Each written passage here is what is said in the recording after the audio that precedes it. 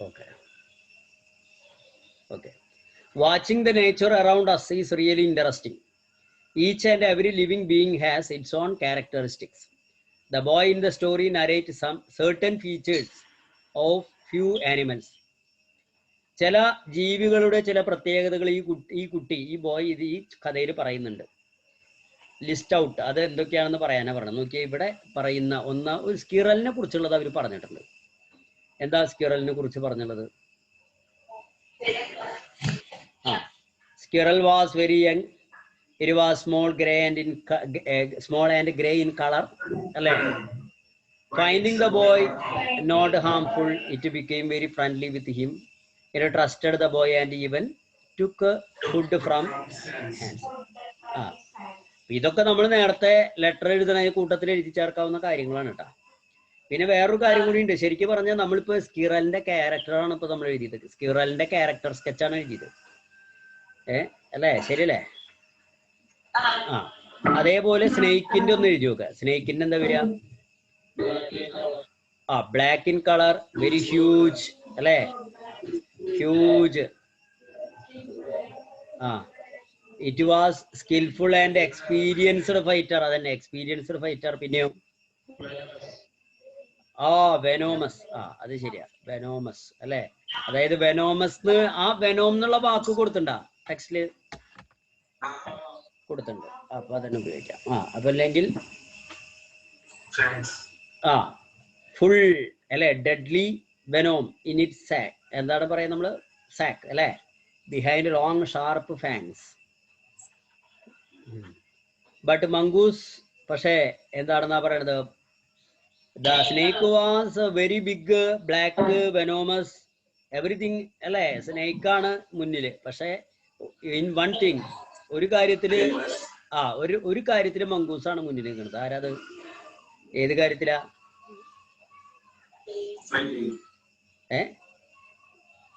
അല്ല, ഫൈറ്റിങ്ങിന്റെ കാര്യത്തിൽ എന്ന് പറയാൻ പറ്റില്ല അല്ലേ? ആരാ സൂത്രക്കാരൻ? ആരാ? മംഗൂസ്. ടെക്നിക്ക് അറിയുന്ന ആളാരാ? മംഗൂസ്. മംഗൂസിന്റെ യുദ്ധം നിങ്ങളന്ന് ശ്രദ്ധിച്ചില്ലേ? മംഗൂസ് എങ്ങനെയാ യുദ്ധം ചെയ്തിരുന്നേ? നേരിട്ട് പോയിട്ട് യുദ്ധം ചെയ്യാണോ? അല്ല, ഒരു കയ്യകലത്തിൽ നിന്നിട്ട്, അതായത് കുറച്ച് ദൂരെ നിന്നിട്ട്, പാമ്പിന്റെ കടി കൊള്ളാത്ത അത്രയും ദൂരെ നിന്നിട്ട് എന്ത് ചെയ്യും? മറിഞ്ഞു വീണ പോലെ, ഒരു വശത്തേക്ക് ചാടണ പോലെ അഭിനയിക്കും. എന്നിട്ട് അപ്പുറത്തെ വശത്തേക്ക് ചാടും. അപ്പോ ഒരു ഭാഗത്തേക്ക് വീഴുന്ന പോലെ അഭിനയിക്കുമ്പോ പാമ്പ് വന്നിട്ട് എന്ത് ചെയ്യും? ഒറ്റപ്പെടയാണ്, ഒറ്റ കൊത്താണ്.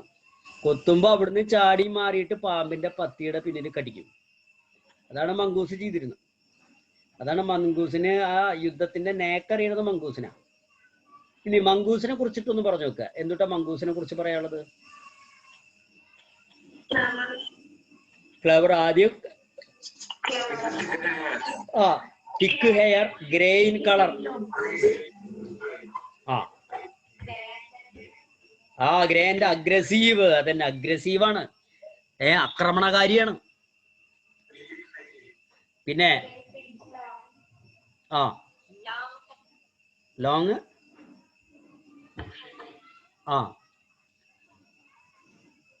The long hair on his spine stood prevent അല്ലേ the bite from snake.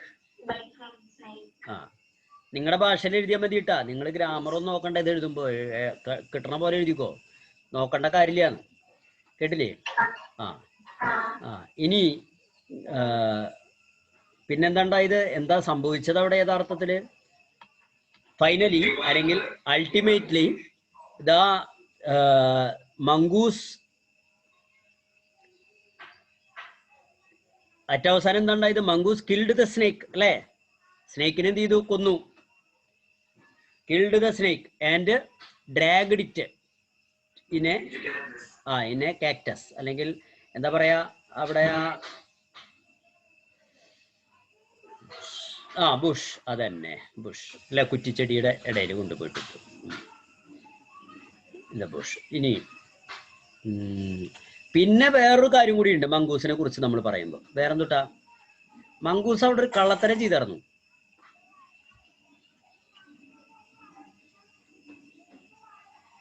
അല്ലേ? മംഗൂസ് ഒരു കള്ളത്തരം ചെയ്തിരുന്നു. എന്താണെന്ന് ഓർമ്മ ഉണ്ടോ?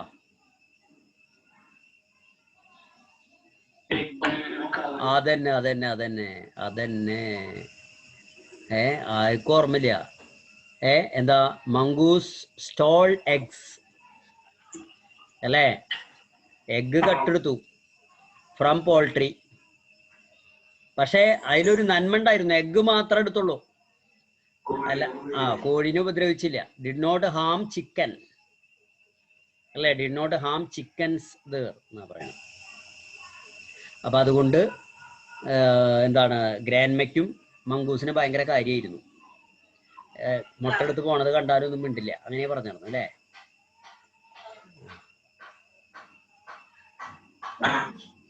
ഓക്കെ, ഇനി അടുത്ത ആക്ടിവിറ്റി എന്താ?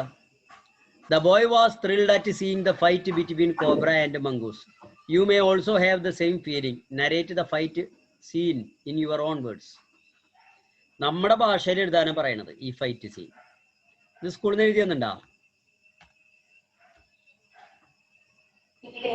ഇല്ല, വേണ്ട. ഇത് നമുക്ക് പരീക്ഷയ്ക്ക് വരണതല്ല, പക്ഷെ നമുക്ക് വേണമെങ്കിൽ ഒന്ന് പറയാന്ന് മാത്രം. ഇത് നമ്മൾ പറയുമ്പോൾ കംപ്ലീറ്റ് പാസ്റ്റ് ടെൻസിൽ കണ്ട കാര്യങ്ങൾ നമ്മളിങ്ങനെ പറയും, അത്രേ ഉള്ളൂ. സിമ്പിളായിട്ട്, ഏറ്റവും സിമ്പിളായിട്ടുള്ള ലാംഗ്വേജിൽ. വാചകം ഒരു സ്റ്റാർട്ടിങ് അവർ തന്നിട്ടുണ്ട്. എന്നിട്ടാ the boy was sitting on the platform half way up the tree. വേണമെങ്കിൽ നമുക്ക് ഒന്നുകൂടി പൊലിപ്പിക്കാം. One afternoon he was sitting അല്ലേ on the platform half way up the tree. എന്താണ്? അപ്പൊ എന്താണ്ടായത്?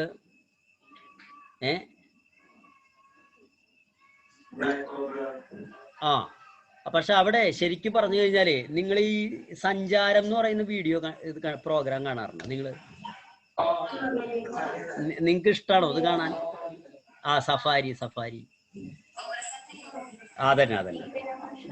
അയ്യോ ഷോ, അത് കണ്ടോളൂ, യൂട്യൂബിൽ അടിച്ചിട്ടാ കിട്ടും. നല്ല പരിപാടിയാ. പിന്നെ അതില് അയാള് ഈ സ്റ്റോറി പറയുന്നുണ്ട് ഇരുന്നിട്ട്, അത് കാണാറുണ്ടോ? സ്റ്റോറി. അതായത് ഈ യാത്രാവിവരണം പോലെ അത് പറയും. യാത്രാവിവരണം പോലെ അയാൾ ഇരുന്നിട്ട് പറയുന്നുണ്ട് സ്റ്റോറി. ഓരോ സ്ഥലത്തേക്ക് പോകുമ്പോ കാണുന്ന കാഴ്ചകൾ ഇരുന്ന് പറയുന്ന പരിപാടി ഉണ്ട്. സഫാരിയിൽ തന്നെ ഉണ്ട് അത്. അത് ശരിക്ക് നിങ്ങൾ കാണണം. അത് 2-3 കണ്ടാൽ ഇത് എഴുതാൻ നിങ്ങൾക്ക് പറ്റും. കാരണം അതില് ഓരോ സ്ഥലത്തേക്ക് പോകുമ്പോ കാണുന്ന കാഴ്ചകൾ ഇങ്ങനെ പൊലിപ്പിച്ച് പറയണത്. അപ്പൊ അത് പറയുമ്പോ അയാൾ തന്നെ പറയുന്നുണ്ട്. അത് പറയുമ്പോ പറയണേന്ന് എന്ത് ചെയ്യണം? ആൾക്കാർക്ക് അതിങ്ങനെ ഊഹിക്കാനും കാണാനും ചിന്തിക്കാനും ഒക്കെ പറ്റണം. നമ്മളിപ്പോ ഒരു സിനിമ കണ്ടിട്ട് നമ്മുടെ കൂട്ടുകാരനോട് നമ്മൾ കഥ പറഞ്ഞു കൊടുക്കില്ലേ? ഇപ്പൊ പണ്ടൊക്കെ അങ്ങനെ കഥയൊക്കെ പറഞ്ഞു കൊടുത്തായിരുന്നു. ഇപ്പൊ അങ്ങനെ ആരും കഥയൊന്നും പറഞ്ഞു കൊടുക്കാറില്ല തോന്നുന്നുണ്ട്. നിങ്ങൾ പറഞ്ഞു കൊടുക്കാറുണ്ടോ? നിങ്ങള് പറഞ്ഞു കൊടുക്കണതിന് പകരം നിങ്ങൾ എന്ത് ചെയ്യും? ആ സിനിമയുടെ കോപ്പി ഇതാ പിടിച്ചോന്ന് പറഞ്ഞ് പെൻഡ്രൈവ് കൊടുക്കും അല്ലേ? പോയി കണ്ടോന്ന് പറഞ്ഞിട്ട് അല്ലേ? പണ്ടങ്ങനെയല്ല. അതന്നെ സസ്പെൻസ് കളയല്ലേ എന്ന് പറയും. അതന്നെ, പണ്ടങ്ങനെയല്ല. ഒരാളൊരു സിനിമ കണ്ടു കഴിഞ്ഞാൽ പരമാവധി കുറെ ആൾക്കാരോട് പറഞ്ഞോളൂ. അപ്പൊ അതുപോലെ നമ്മൾ ഇതിങ്ങനെ പറയണം നമ്മുടെ രീതിയിൽ. ഇത് എന്തിനാ ഇതൊക്കെ ഇതൊക്കെ ചെയ്യിക്കണമെന്ന് വെച്ചാൽ, നിങ്ങൾ ഭാവിയിൽ ഒരു കഥാകാരനും കഥാകൃത്തും എന്തൊക്കെ വേണമെങ്കിലൊക്കെ ആവാം. എല്ലാവരും ഡോക്ടറും എഞ്ചിനീയറും ഒന്നും ആവണമെന്നില്ല അല്ലേ? അപ്പൊ എന്ത് വേണമെങ്കിലും ആവാം. അത് നമ്മുടെ താല്പര്യം പോലെ ഇരിക്കും, നമ്മുടെ കഴിവ് പോലെ ഇരിക്കും. അപ്പൊ അങ്ങനെയുള്ള ടേസ്റ്റ് ഒക്കെ ഉണ്ടെങ്കിൽ പുറത്തേക്ക് വരാൻ വേണ്ടിയിട്ടാണ് കേട്ടാ. അപ്പൊ ഇത് നിങ്ങളുടെ ഐഡിയയിൽ തന്നെ നിങ്ങൾ എഴുതണം. ശരിക്കും പറഞ്ഞാൽ നമുക്ക് വേണമെങ്കിൽ ഒന്ന് ശ്രമിക്കാം ഇവിടെ. ഇപ്പൊ the boy was sitting on the platform half way up the tree. എന്നിട്ട് ആ സാഹചര്യങ്ങളെ കുറിച്ചിട്ടൊക്കെ വേണമെങ്കിൽ നമുക്ക് വർണ്ണിക്കാം. അതായത് എങ്ങനെയുള്ള കഥയിൽ തന്നെ പറയുന്നുണ്ട് അതിനെ കുറിച്ചിട്ട് അല്ലേ? It was April afternoon. പിന്നെയോ വാം ബ്രീസ് അല്ലേ? Had send every one endorse എന്നൊക്കെ പറയുന്നുണ്ട് അതില്. കണ്ട, എല്ലാ ആൾക്കാരെയും വീടിന്റെ അകത്താണ്. കാരണം വാം ബ്രീസ്, ചൂടുള്ള കാറ്റാ പുറത്ത്. അപ്പോ ദ ബോയ് വാസ്, അപ്പോഴും എന്താണ്, ബോയ് എങ്ങനെയാ മരത്തിന്റെ മുകളിൽ ഇരിക്കുന്നത്? While he was sitting on the tree he was actually thinking about a swimming. അതായത് how that he can go to a swim in a pond അല്ലേ? എവിടെയാ പോണ്ട്? എവിടെയാ? വീടിന്റെ ആ. അപ്പോ അങ്ങനെ ഉള്ള കാര്യങ്ങളൊക്കെ വേണമെങ്കിൽ നമുക്ക് പറയാം. He was sitting on the tree his mind എന്താണ് about a swimming because too much hot അല്ലേ, that he felt on that day. അങ്ങനെ പറഞ്ഞ് നമുക്ക് വേണമെങ്കിൽ എഴുതാം. But the same minute he saw, ആ സമയത്ത് അവൻ എന്ത് കണ്ടു? നമ്മുടെ ഭാഷയിലാണ് പറയണത് കേട്ടാ, ശ്രദ്ധിച്ചോളോ, കുഴപ്പങ്ങളൊക്കെ ഉണ്ടാവും, പേടിക്കണ്ട. ഹി സോ എന്തുട്ടാ കണ്ടേ? A black cobra came out from the garden through. അതായത് ഇവിടെ കോബ്ര എങ്ങനെ വരുന്നു എന്നല്ല പറയണത്, എങ്ങനെ ഒഴുകണു എന്നല്ലേ പറയണത് അല്ലേ? അതിനൊരു വാക്കുണ്ടല്ലോ, എന്താ പറയണത്? ശരിക്കും ആ വാക്ക് തന്നെ നമ്മൾ അവിടെ ഉപയോഗിക്കണം. എന്താ? ഫ്ലോ എന്നല്ല, വേറൊരു വാക്കാ. പാടെടുത്ത് നോക്കിയാൽ അറിയാൻ പറ്റുള്ളൂ.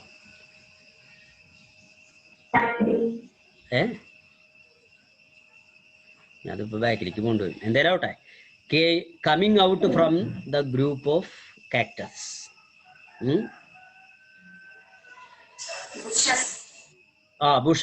ബുഷസ് ആണോ കാക്ടസ് ആണോ? ഗ്ലൈഡിങ്. അതന്നെ പറന്ന് വരുന്ന പോലെ, അതാണ് അവിടെ വാക്കുണ്ട്. ആ വാക്ക് വളരെ പ്രധാനപ്പെട്ട വാക്കാ.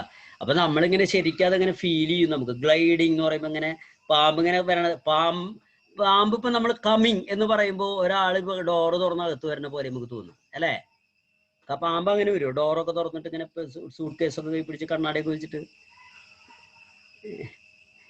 അല്ലേ? ഇല്ല, അങ്ങനെ വരില്ല.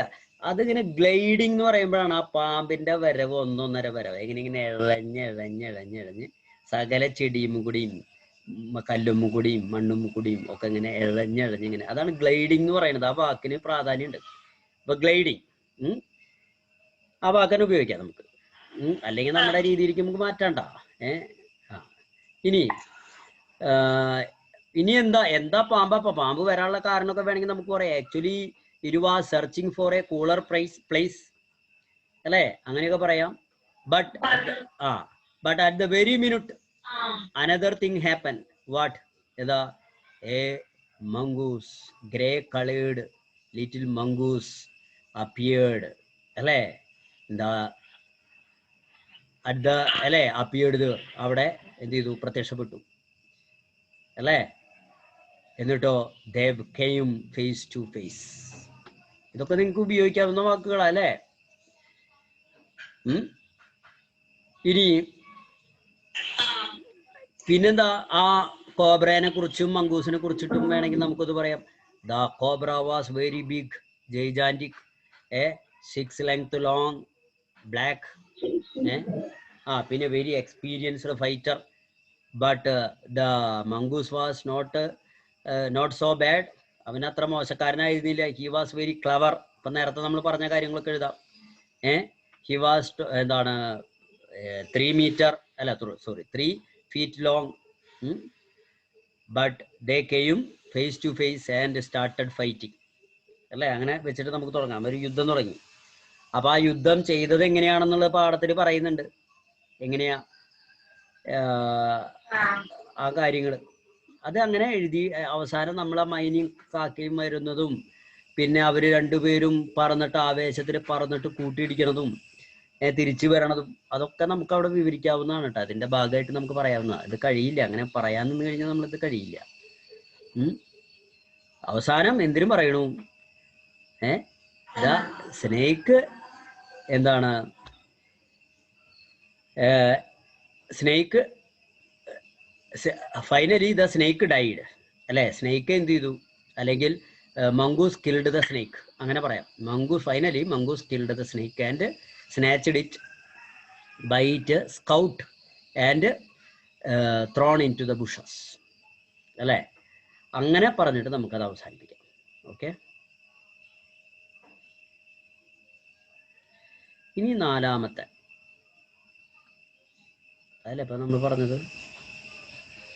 And amongst wool, amongst the wool were 3 baby squirrels, all of them white. Boy couldn't stop wondering about the white squirrels. If he scribbled down his unforgettable sight in his diary, how it would be. Diary എഴുതാനാണ് പറഞ്ഞത്. നിങ്ങൾക്ക് ഇഷ്ടമുള്ള പരിപാടിയില്ലേ diary എഴുതുന്നത്?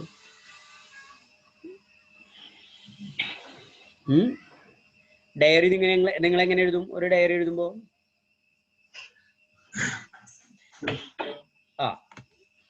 നമ്മൾ എത്രാം ക്ലാസ്സിൽ, 5ാം ക്ലാസ്സിൽ പഠിച്ചിട്ട് തോന്നുന്നുണ്ടല്ലേ? ഡേറ്റും ഡേയും എഴുതണം. പിന്നെ നമ്മൾ തുടക്കത്തിൽ തന്നെ എഴുതും it was A good day, അല്ലെങ്കിൽ ബാഡ് ഡേ, അല്ലെങ്കിൽ wonderful day, today unforgettable day. അതന്നെ ഇതൊക്കെ പഠിച്ചു വെച്ചിട്ടുണ്ട്. Very good. അപ്പൊ ഇതൊക്കെ അറിയാം. അൺഫോർഗറ്റബിൾ ഡേ ആണ് ഇവിടെ അല്ലേ? ഇനി ബാക്കിയുള്ളത് പറഞ്ഞോ. അപ്പൊ ഇനി എന്താ പറയാ? ഇതില് തുടക്കത്തില് today I so 3 baby squirrels. They were white in color. എവിടെയാ കണ്ടത്? in the wool, at the nest of squirrel അല്ലേ?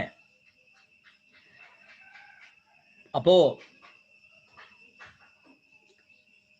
പിന്നെ വേണമെങ്കിൽ നമുക്ക് പറയാം ഈ എന്താണ് ഈ പറയുന്ന വൂൾ എന്ന് പറയുന്നത് എവിടുന്ന കിട്ടിയത്? എന്താണ് ഈ wool? Actually the wool was my grandmother's. some days before it was not, we were searched in our home everywhere. We were searched for the wool in everywhere in our home, but it didn't find out. അങ്ങനെ പറഞ്ഞിട്ട് we didn't see, ഞങ്ങളത് കണ്ടില്ല. അപ്പോൾ now അതായത് today I got realized that the wool was actually stolen by this squirrel for making their nest for their babies അല്ലെ? അങ്ങനെ പറഞ്ഞിട്ട് നമുക്ക് അത് അങ്ങോട്ട് എഴുതാം. പിന്നെ എന്തുട്ട് ഇനി സ്ക്വിറലിനെ കുറിച്ചിട്ട് പറയണ്ടേ? 2 വാക്ക് പറയണ്ടേ? എന്തൊക്കെയാ പറയാ? അതന്നെ the baby squirrels were very cute, very beautiful അല്ലേ? how can I explain? I don't know. But the wonderful thing that 3 of them അല്ലെങ്കിൽ all of them are white അല്ലേ? all of them are pure white. I didn't see such white squirrels in my life till now. ഇതുവരെ ഞാൻ കണ്ടിട്ടില്ല എന്ന് പറഞ്ഞിട്ട് നമുക്ക് അതിനെ കുറിച്ചിട്ട് പറയാം. പിന്നെ വേറെന്താ പറയാൻ പറ്റുക സ്ക്വിറലിനെ കുറിച്ചിട്ട് വേറെ? അപ്പോ I discussed the matter with my grandfather അല്ലേ? ഗ്രാൻഡ്ഫാദറിനോട് പറഞ്ഞു അല്ലേ? അപ്പോ grandfather came with me and he has seen, and he also wondered in his life. He didn't see the white squirrel. So just then I remembered that I got the white, എന്തായിരുന്നു വെള്ള കളറിലുള്ള സാധനം? എലിയല്ലേ? White mouse, white rat അല്ലേ? White rat I had brought with me to the banyan tree, and I told about it to my grandfather and told him that the white rat and squirrel were friends അല്ലെ? അങ്ങനെ ആ കാര്യം ഞാൻ എന്ത് ചെയ്തു? ഗ്രാൻഡ്ഫാദറിനോട് പറഞ്ഞു. So grandfather told me that maybe the white rat is the father of these babies അല്ലെ? ഇതിന്റെ അച്ഛൻ ആരാണ്? വൈറ്റ് റാറ്റ് ആയിരിക്കും എന്നുള്ളത് പറഞ്ഞു. ഓക്കെ, ഫാദർ അല്ലേ? റാറ്റ് അല്ലേ? ഫാദർ. അതെ.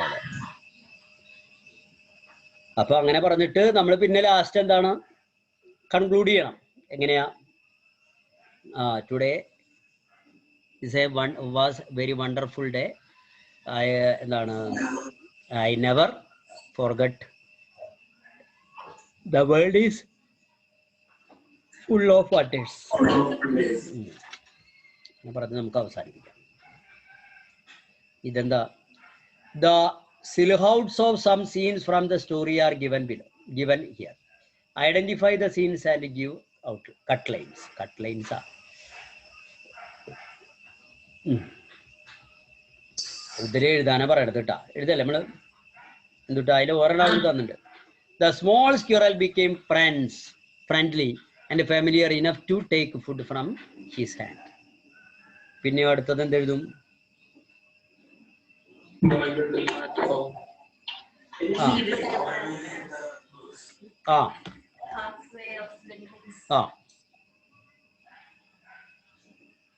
അല്ലേ? പിന്നെ ഒരു കാര്യം കൂടി ഉണ്ടല്ലോ അതില്. He brings some. എന്താ? He would often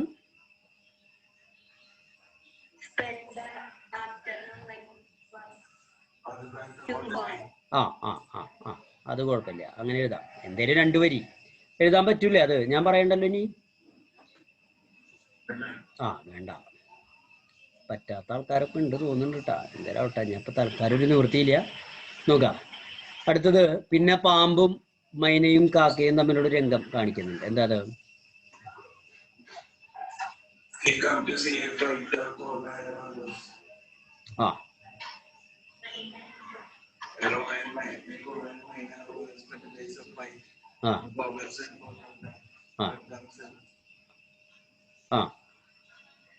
എഴുതി തന്നുണ്ടോ? അത് സ്കൂളിൽ നിന്ന് എഴുതി തന്നുണ്ടോ?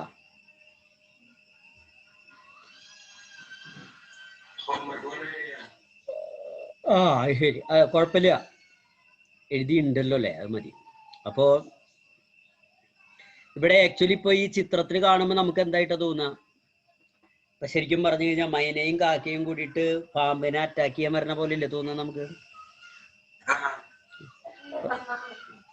പക്ഷെ പാമ്പിനെ അവിടെ അവര് അറ്റാക്ക് ചെയ്യണമൊന്നുമില്ല, ഇല്ലല്ലോ?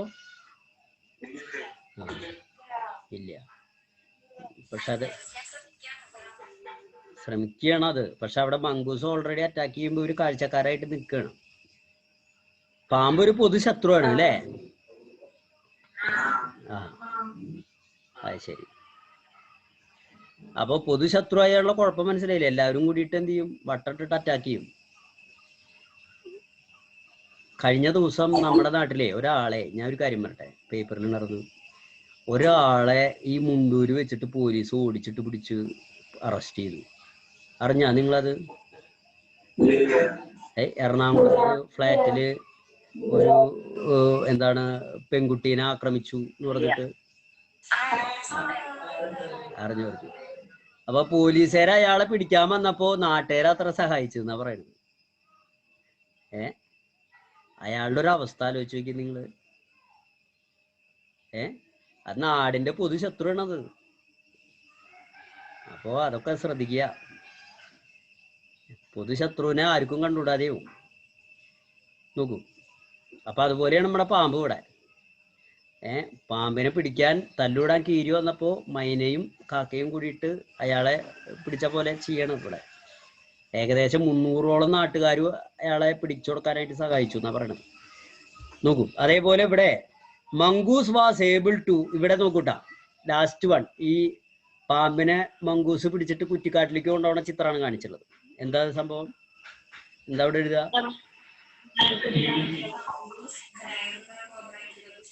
അതന്നെ അല്ലേ? Dragged the cobra into the bushes. അതിന് മുൻപ് കിൽഡ് ഇതും കൂടി വയ്ക്കാൻ വേണമെങ്കിൽ കേട്ടാ. Mongoose killed cobra and dragged it into the bushes. Okay. ഇനി അടുത്തത് എന്താ? എലി വെള്ളലി അണ്ണാനും അല്ലേ? അതല്ലേ അത്? അതെന്താ? White rat and squirrel became close friends അല്ലേ? എന്നിട്ട് ദേ മെയ്ഡ് സ്മോൾ എക്സ്കർഷൻസ്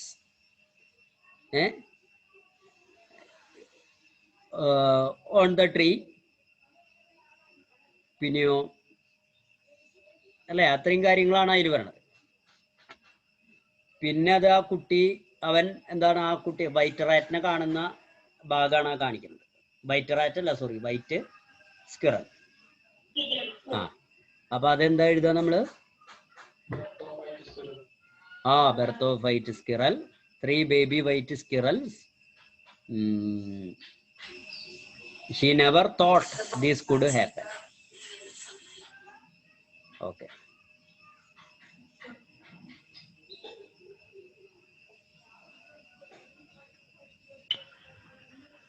Okay. നേരത്തെ ഏഴാമത്തെ നോക്കിയേ. Single banyan tree creates such a beauty and harmony. How will it be if we have such beauty everywhere? What should we do for conservation of nature? Discuss. Prepare digital poster on the conservation of nature. A digital poster ഉണ്ടാക്കാൻ പറഞ്ഞിട്ടുണ്ട്. Poster ഇപ്പോൾ പരീക്ഷയ്ക്ക് വരുമ്പോൾ digital ഒന്നും ആവില്ല. നമുക്ക് ഉണ്ടാക്കാല്ലേ, ഒരെണ്ണം വരയ്ക്കാല്ലേ, save tree വെച്ചിട്ട് വരയ്ക്കാനൊക്കെ പറ്റില്ലേ നിങ്ങൾക്ക്? പക്ഷെ ഇവിടെ ഒരു ഡിസ്കഷൻ പറഞ്ഞിട്ടുണ്ടല്ലോ, single banyan tree create such beauty and harmony. How will it be if we have such A beauty എവരിവർ? അതുപോലെയുള്ള ഭംഗി എല്ലായിടത്തും ഉണ്ടെങ്കിൽ എന്തായിരിക്കും എന്നാ പറയണത്. നമ്മുടെ നാട് ഒരു കാലഘട്ടത്തിൽ അങ്ങനെയായിരുന്നു കേട്ടാ. നമ്മുടെ നാട് എന്ന് പറഞ്ഞു കഴിഞ്ഞാൽ ഒരു കാലഘട്ടത്തിൽ അങ്ങനെയായിരുന്നു. നല്ല ഭംഗിയുള്ള പ്രദേശമായിരുന്നു. പണ്ടത്തെ സിനിമകൾ കാണുമ്പോൾ അറിയാം അത്. അപ്പോൾ what should we do for the conservation of nature? പ്രകൃതിയെ സംരക്ഷിക്കാൻ നമുക്ക് എന്ത് ചെയ്യണം എന്നാണ് ഡിസ്കസ് ചെയ്യാൻ പറയുന്നത്. ഡിസ്കഷനാണ്, ഡിബേറ്റ് അല്ല. അപ്പോ എന്താ ഇപ്പൊ ഡിസ്കസ് ചെയ്യാ നമ്മള്?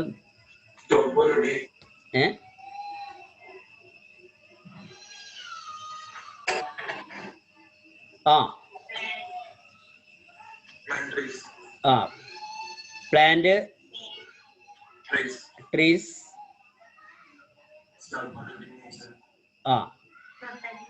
Protect nature. അതായത് വെൻ, അത് നമ്മളിങ്ങനെ ഒരു പോയിന്റ് ആയിട്ട് പറഞ്ഞാൽ പോരാ, ഒരു വാചകമൊക്കെ ആയിട്ട് പറയാൻ ശ്രമിക്കും പരമാവധി. അതായത് suppose that we want to get a tree അല്ലെങ്കിൽ cut a tree, we should plant എന്താണ് അറ്റ്ലീസ്റ്റ് 10 ട്രീസ് അല്ലെ, at least 10 trees in that place.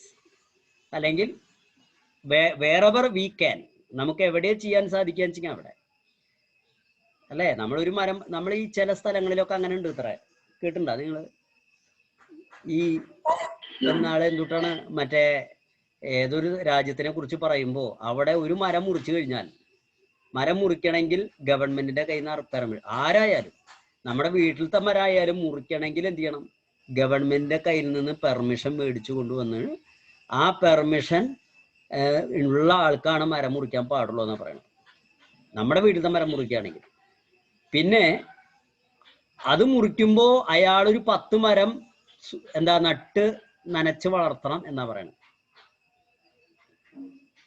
മനസ്സിലായോ? അങ്ങനെ ചില രാജ്യങ്ങളുണ്ട് പ്രകൃതിയെ സംരക്ഷിക്കുന്ന ചില സ്ഥലങ്ങൾ. നമുക്ക് തോന്നും നമ്മളാണ് ഇതൊക്കെ ചെയ്യുന്നത്. നമ്മളല്ല, നമ്മളതിനും കാട്ടി ഇതിൽ ശ്രദ്ധിക്കുന്ന ആൾക്കാർ വേറെ രാജ്യത്തുണ്ട്, വിദേശ രാജ്യങ്ങളുണ്ട്. കേട്ടിട്ടുണ്ട് അത് നിങ്ങള്?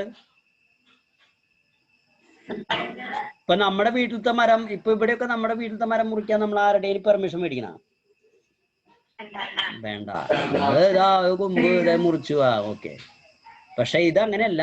ഇത് അങ്ങനെ മുറിക്കണമെങ്കിൽ വലിയ മരങ്ങളായിരിക്കും കേട്ടോ, ഒരു പക്ഷെ വലിയ മരങ്ങളായിരിക്കും. എന്നിട്ട് അതിന്റെ സ്ഥാനത്ത് 10 മരം നമ്മൾ നടണം എന്നാ പറയണത്. അതിന്റെ സ്ഥാനത്ത് വെച്ചാൽ മുറിച്ചോടത്തിയിൽ തന്നെയല്ല, അയാളുടെ ബാധ്യതയാണ്, ആ മുറിക്കുന്ന ആൾക്കാരുടെ ബാധ്യതയാണ് 10 മരങ്ങൾ അപ്പൊ അവര് സംരക്ഷിക്കണം. അങ്ങനെയൊക്കെ ഉണ്ട്, ചില കാര്യങ്ങളുണ്ട്. അതൊക്കെ പ്രകൃതിയെ പ്രൊട്ടക്ട് ചെയ്യാനുള്ള ചില സൂത്രങ്ങളാണ്.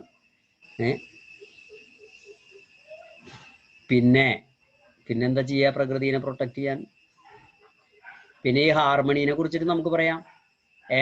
A tree can protect several creatures.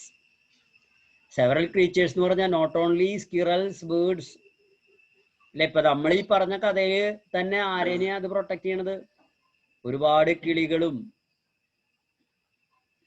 അണ്ണാനും ഒക്കെ വരുന്നുണ്ട് അല്ലെ.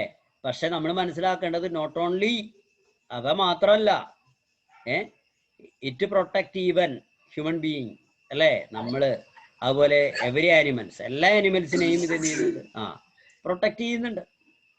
അത് തർക്കമില്ലാത്ത കാര്യമാണ്. അപ്പൊ നമ്മൾ അങ്ങനെയുള്ള കാര്യങ്ങളൊക്കെ അതിൽ പറയേണ്ടതാണ്. ശരിക്കും നമ്മൾ ഡയറക്റ്റ് ക്ലാസ്സിലാണ് നമ്മളത് ഡിസ്കസ് ചെയ്യുന്നത്. തൽക്കാലം ഇതിപ്പോ ഇങ്ങനെ പോട്ടെ. ഇതിപ്പോ കുറച്ചാൾക്കാർ കേൾവിക്കാരും കുറച്ചാൾക്കാർ പറയുന്ന ആൾക്കാരായിട്ട് മാറി. ഒരു നിവൃത്തിയില്ല. ഇനി അടുത്തത് the story adventures in banyan tree portrays happy childhood for the writer blended with enchanting nature. Can the future generation enjoy such a beautiful life? Analyze the following pictures and identify the environmental issues portrayed in them. അല്ലേ, ഈ കഥാകൃത്തിന്റെ കുട്ടിക്കാലത്തെ കാര്യം ഇപ്പൊ ഈ പറയണത് കേട്ടോ. ഡെറാഡൂൺ എന്ന് പറയുന്ന സ്ഥലത്ത് അയാൾ ചെറുപ്പത്തിലുണ്ടായ കാര്യം പറയണത്. അത് കേൾക്കുമ്പോ തന്നെ നമുക്ക് തന്നെ ഒരു പ്രത്യേക സുഖം തോന്നുന്നില്ലേ? പക്ഷെ നമ്മുടെ കാലഘട്ടത്തിലൊക്കെ ഇനി നമുക്കത് ഇനിയുള്ള കാലഘട്ടത്തിൽ അങ്ങനെയൊക്കെ ഒരു ജീവിതം നമുക്ക് നടക്കുവോ? എളുപ്പല്ല. കാരണം അല്ലെങ്കിൽ പിന്നെ അത്രയും സ്ഥലത്തേക്ക് പോകണം. പണ്ടൊക്കെ എന്ന് പറഞ്ഞാൽ ഒരു ഏക്കർ പറമ്പിൽ ഒരു വീടായിരിക്കും. പിന്നെ അടുത്ത വീട് എന്ന് പറഞ്ഞു കഴിഞ്ഞാൽ കുറെ ദൂരെ ആയിരിക്കും. അപ്പൊ ആ വീടിന് ചുറ്റും ഇഷ്ടം പോലെ മരങ്ങളും കാര്യങ്ങളും ഇതൊക്കെ ഉണ്ടായിരിക്കും. ഇന്നിപ്പോ അങ്ങനെയല്ല. നമുക്ക് ഒരു വീടിന്റെ അടുത്ത് വേറെ വീട്, അതിന്റെ അപ്പുറത്ത് വേറെ വീട്, അങ്ങനെ വീടുകൾ ഇങ്ങനെ എല്ലാ സൗകര്യം വീട്ടിലിങ്ങനെ പരമാവധി വീടിനിപ്പോ ഉണ്ടെങ്കിൽ തന്നെ മുറ്റം വരെ നമ്മൾ കോൺക്രീറ്റ് ചെയ്യുക അല്ലേ? എന്നിട്ട് ഒറ്റ മരവും ഇല്ലാതെ കംപ്ലീറ്റ് ഇങ്ങനെ എന്നിട്ട് 2 AC നമ്മൾ വെച്ചിട്ട് അല്ലെ, AC വെച്ചിട്ട് നമ്മൾ അതിൻ്റെ ഉള്ളിൽ താമസിക്കുകയാണ് ആൾക്കാർ. അപ്പോ പണ്ടത്തെ ആ കാര്യങ്ങളൊന്നും നമുക്ക് ഇനി നടക്കുമെന്ന് നമുക്ക് തോന്നുന്നില്ല. പിന്നെ അങ്ങനെ ചെയ്യണമെങ്കിൽ അതിനനുസരിച്ചിട്ടുള്ള രീതിയിൽ നമ്മൾ മാറേണ്ടി വരും. അപ്പോ ഇഷ്യൂ ഇവിടെ 3 ഇഷ്യൂ പറയുന്നുണ്ട്. ആ ഇഷ്യൂ നോക്കി ഒന്നാമത്തെ ഇഷ്യൂ എന്താ കാണുന്നത് നിങ്ങള്? അപ്പോ അതിന്റെ പ്രോബ്ലം എന്താ? Dreadful impact.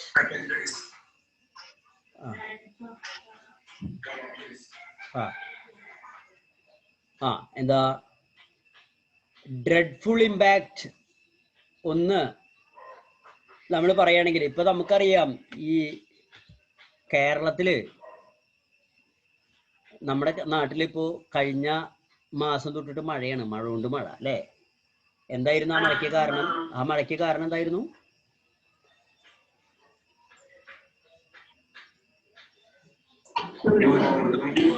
ന്യൂനമർദ്ദം വന്നിട്ട് പിന്നെ അത് ചുഴലിക്കാറ്റായി. ഇനി ആ ചുഴലിക്കാറ്റും മഴയും പെയ്തപ്പോ തിരുവനന്തപുരം ഭാഗത്തൊക്കെ കുറെ വീടുകളൊക്കെ വെള്ളത്തിന്റെ അടിയിലേക്ക് പോയി അല്ലേ? നമ്മുടെ തീരപ്രദേശം കുറെ വെള്ളത്തിന്റെ അടിയിലേക്ക് പോയി. ഇനി എന്താണ് കേട്ടില്ല? കുട്ടനാട് കുട്ടനാടിന്റെ പ്രത്യേകത വെച്ചാലേ ആ ഗ്രാമത്തിന്റെ നടുക്കൂടെ വലിയൊരു കായൽ ഇങ്ങനെ പോയിരിക്കുക. കായൽ വെച്ചിങ്ങനെ അതിന്റെ കൈത്തോടുകൾ. ഈ തോടുകളൊക്കെ ഉയരത്തിലും അതിന്റെ സൈഡില് പാടാണ്. അപ്പൊ എന്താ പ്രത്യേകത എന്ന് വെച്ച് കഴിഞ്ഞാൽ ഈ തോട് ഉയരത്തിലും പാടം താഴത്തുക. ഭയങ്കര അതിശയമുള്ള ഒരു കാര്യം അത്. പണ്ടത്തെ നമ്മുടെ കാരണന്മാര് ചെയ്തു വെച്ചുള്ള, അതായത് അവരുടെ ഒരു മിടുക്ക് നമ്മൾ ആലോചിക്കണം. ഈ തോടിന്ന് ചളി മാന്തിയിട്ട് ഈ ചളി കൊണ്ട് അവരെന്താ തോടിനിങ്ങനെ മതില് പോലെ തോടിങ്ങനെ കെട്ടിയിറക്കുക 2 സൈഡും. എന്നിട്ട് അതിന്റെ അടിയിൽ താഴെ, അപ്പൊ തോട് മുകളില്, എന്നിട്ട് പാടവും വീടൊക്കെ താഴത്താ. അപ്പൊ തോടും മീതെ കൂടെ ഇങ്ങനെ ഒഴുകും. അപ്പൊ ഈ സൈഡ് പൊട്ടിക്കഴിഞ്ഞാൽ അപ്പൊ എന്ത് ചെയ്യും? തോടിന്റെ ഉള്ളിൽ നിന്ന് വെള്ളത്തോട് എന്ന് പറഞ്ഞ പുഴ, നല്ല വലിയ പുഴയാണത്. അതിന്ന് വെള്ളം കംപ്ലീറ്റ് എവിടേക്ക് വരും? പാടത്തേക്കും ഈ വീടുകളിലേക്കൊക്കെ കയറും. അതിന് എന്താ പറയാ? ചെറ പൊട്ടുക എന്നാ പറയാ. എന്താ അതിനൊരു പേരുണ്ടല്ലോ? ബണ്ടല്ല, മടവീഴ്ച എന്ന് പറയാ. കേട്ടില്ലേ നിങ്ങള്? മടവീഴ്ച. കുട്ടനാട്ടിൽ ഇപ്പൊ അത് നടന്നുകൊണ്ടിരിക്കുക, മടവീഴ്ച. മടവീഴ്ച എന്ന് പറഞ്ഞാൽ മടവീഴ്ച ഒരു പരിധി വിട്ട് വെള്ളം വീണ്ടും തോട്ടിൽ കൂടിയാൽ മട വീണ പിന്നെ തടുക്കാൻ പറ്റില്ല അത്രേ. മനസ്സിലായ? അങ്ങനെ മടവീഴ്ച അവിടെ ഇപ്പൊ സ്ഥിര സംഭവമാണ് അവിടെ വെള്ളം കൂടിയിട്ട്. ഇപ്പൊ പണ്ടൊക്കെ എന്ന് പറഞ്ഞാൽ മഴക്കാലത്തൊക്കെ ഈ മടവീഴ്ച ഉണ്ടാവുമ്പോ ആൾക്കാർ ഇങ്ങനെ നോക്കി നിൽക്കും ഈ സൈഡിലെ ഇതിൻ്റെ. എന്നിട്ട് എവിടെയാ മട വീഴുന്ന വെച്ചാൽ വെള്ളം പ്രശ്നം വരുന്ന വെച്ചാൽ അവിടെ അവര് പോയിട്ട് വീണ്ടും ചളി പൊത്തിയിട്ട്, കേട്ടിട്ടില്ലേ നിങ്ങൾ? ആൾക്കാരൊക്കെ മട വീഴുമ്പോ ചില ആൾക്കാരെ വെച്ചിട്ട് ചളി കെട്ടി എന്നൊക്കെ പറയുന്നത്. അതെങ്ങനെയാണ്? മട വീഴുമ്പോ ചില ആൾക്കാർക്ക്, ഈ കർഷകർക്ക് ചില ആൾക്കാർക്ക് കണ്ടു നിൽക്കാൻ പറ്റില്ല. അപ്പൊ അവരെന്താ ചെയ്യുന്ന വെച്ചാൽ ആ മട പൊട്ടി കൊടുത്തില്ല, അവരെന്ത് ചെയ്യും? അവരാണ്ട് കിടക്കും. എന്നിട്ട് അവര് പറയും ആ ചളി അങ്ങോട്ട് കുത്തിക്കോ, എന്റെ മീതെ കൂടെ കുത്തിക്കോന്ന് പറയും. അവര് മരിക്കാൻ തയ്യാറാണ്. അങ്ങനെ അവരുടെ മീതെ കൂടെ അങ്ങനെയൊക്കെ പണ്ടൊക്കെ ഉണ്ടായിരുന്നു. ഇപ്പൊ അങ്ങനെ ആരും അങ്ങനെ ചെയ്യില്ല, അത് വേറെ കാര്യം. എന്നിട്ട് അതാണ് മടവീഴ്ച എന്ന് പറയുന്ന ഒരു സംഭവം കുട്ടനാട് ഇപ്പൊ വ്യാപകമായിട്ടുണ്ട്. അതിന് കാരണം നമ്മുടെ കാലാവസ്ഥയിൽ വന്നിട്ടുള്ള മാറ്റമാണ്. കാലാവസ്ഥയിലുള്ള വന്നിട്ടുള്ള മാറ്റം, ഏറ്റവും പ്രധാനപ്പെട്ട മാറ്റം നമ്മൾ പറയാം ഗ്ലോബൽ വാർമിംഗ് എന്നാണ് പറയാം. അത് അറിയാം നിങ്ങൾക്ക് അല്ലെ? ഗ്ലോബൽ വാർമിംഗ്, ആഗോളതാപനം. അത് ആഗോളതാപനത്തിന് പ്രധാനപ്പെട്ട കാരണം ഭൂമിയിലുള്ള കാർബൺ ഡൈ ഓക്സൈഡിന്റെ അളവ് കൂടുക എന്നുള്ളതാണ്. കാർബൺ ഡൈ ഓക്സൈഡ് അളവിന്റെ കൂടാനുള്ള കാരണങ്ങളിൽ ഒന്ന് മരങ്ങളില്ല, മരങ്ങൾ കുറവ്. മരങ്ങൾ ഉണ്ടെങ്കിൽ നമുക്ക് കാർബൺ ഡൈ ഓക്സൈഡിനെ ഒന്നും കൂടി മരങ്ങൾക്ക് എന്ത് ചെയ്യാൻ പറ്റും? നിയന്ത്രിക്കാൻ പറ്റും. ഇപ്പൊ കാർബൺ ഡൈ ഓക്സൈഡ് കൂടുമ്പോ പിന്നെ നമ്മൾ പറയുന്ന ഫാക്ടറിയിൽ നിന്ന് വരുന്ന പുകയും വാഹനങ്ങളിൽ നിന്ന് വരുന്ന പുകയൊക്കെ ഉണ്ട് കേട്ടാ. പക്ഷെ മരങ്ങൾ ഉണ്ടെങ്കിൽ അതൊക്കെ ഒരു പരിധി വരെ തടുക്കാൻ പറ്റും എന്നാ പറയണത്. മനസ്സിലായോ? അപ്പൊ അതാണ് ഇതിന്റെ ഒരു പ്രശ്നം, ഒരു ഇമ്പാക്ട്, ഡ്രെഡ്ഫുൾ ഇമ്പാക്ട്. എന്താ ചോദിച്ചാൽ വേണമെങ്കിൽ നമുക്ക് പറയാം ഗ്ലോബൽ വാർമിംഗ് എന്ന് പറയുന്നത്. അപ്പൊ നമുക്കിനി എല്ലാ വർഷവും ചുഴലിക്കാറ്റ് ഉണ്ടാവും എന്നാ പറയണത് കേട്ടാ. അപ്പൊ ചുഴലിക്കാറ്റ് നമ്മള് ഇപ്പൊ പറയുന്നത് ഓണം പോലെ ഇപ്പൊ നമുക്ക് കേട്ടാ, എല്ലാ കൊല്ലം. ഇനിയിപ്പോ അടുത്ത ആഴ്ച അല്ല അടുത്ത വർഷം ചുഴലിക്കാറ്റ് വരുമ്പോ നിങ്ങൾ ഞെട്ടും പേടിക്കൊന്നും വേണ്ടാട്ടാ. പിന്നെ എന്താ ചെയ്യാ? നിങ്ങൾ സന്തോഷിക്കും.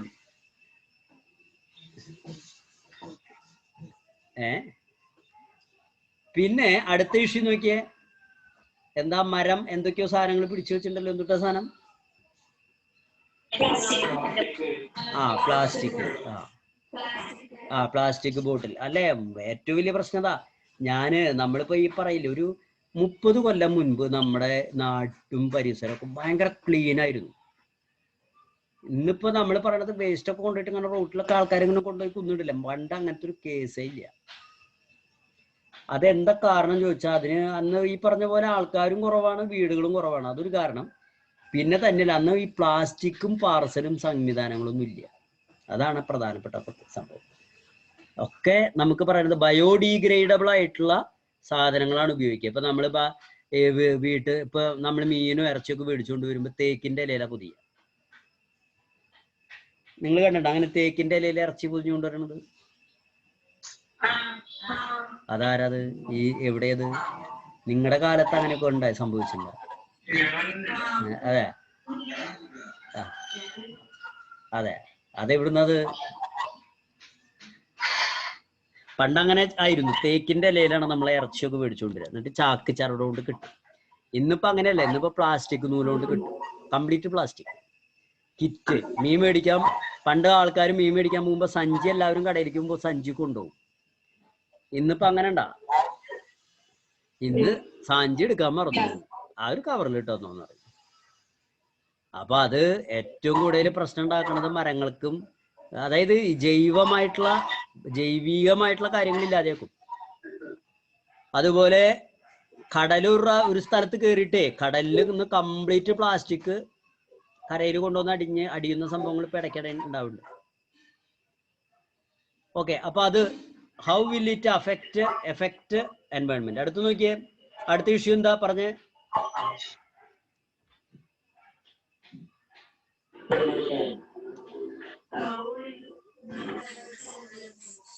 എന്താ അത്? പൊല്യൂഷൻ തന്നെ അല്ലേ? ഹിമാലയയിൽ ഉരുകണത്. അന്റാർട്ടിക്ക പോലുള്ള സ്ഥലങ്ങളൊക്കെ ഇങ്ങനെ എന്താ പറയാ, മഞ്ഞൊക്കെ ഇങ്ങനെ ഉരുകിയോ വലിയ കഷ്ണങ്ങൾ വീണുകൊണ്ടിരിക്കുക. ജലനിരപ്പ് ഉയരുന്നു, കടലിലെ വെള്ളം ഉയരുക, സുനാമി വരിക. അതിന് കാരണമായിട്ടുള്ള കാര്യങ്ങൾ ആ മലയുടെ അപ്പുറത്ത് വരച്ചിട്ടുണ്ട്. എന്താ പ്രധാനമായിട്ടും? സൂര്യനാ, ഫാക്ടറികള്, വാഹനങ്ങള്, ഇതിൽ നിന്നൊക്കെ പോകുന്ന പൊല്യൂഷൻസ്. അപ്പൊ അതിന്റെ ഫലമായിട്ട് കാർബൺ എമിഷൻ കൂടും. നേരത്തെ നമ്മൾ പറഞ്ഞു കാർബൺ എമിഷൻ വരുമ്പോ എന്താ പ്രത്യേകത എന്ന് വെച്ച് കഴിഞ്ഞാല്, പണ്ടൊക്കെ നമ്മൾ ഈ പറയുന്ന ചൂട് ഉണ്ടെങ്കിലും, വെയിലിന്റെ ഇതേപോലെ ചൂട് പണ്ടുണ്ട്, പക്ഷെ നമുക്ക് ഉഷ്ണം ഇത്ര ഉണ്ടാവാറില്ല, പുഴുക്കം ഉണ്ടാവാറില്ല. പുഴുക്കം എന്ന് പറയുന്ന സംഗതി എന്താ? പുഴുക്കമില്ലാത്തതിന്റെ കാരണം എന്റെ വോയിസ് തിരിച്ചിങ്ങോട്ട് വരുന്നുണ്ടല്ലോ. എന്റെ വോയിസ് 2 സെറ്റ് ഓൺ ചെയ്തിട്ടുണ്ട് അവിടെ. ആരെങ്കിലും?